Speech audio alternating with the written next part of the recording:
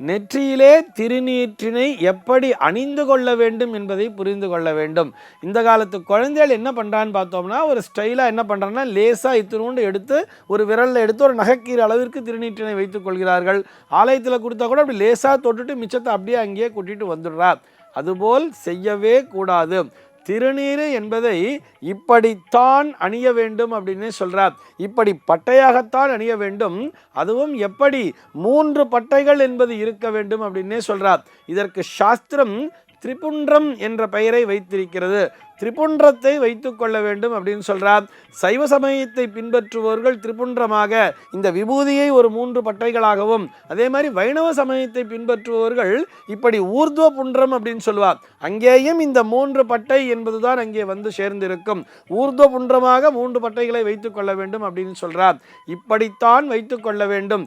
இதிலே அழகு என்பதை பார்க்கக்கூடாது. இப்படி 3 பட்டைகளை அணிந்து கொள்வதுதான் அழகு என்பதையும் புரிந்து கொள்ள வேண்டும். இதுதான் நம்முடைய சம்பிரதாயம்.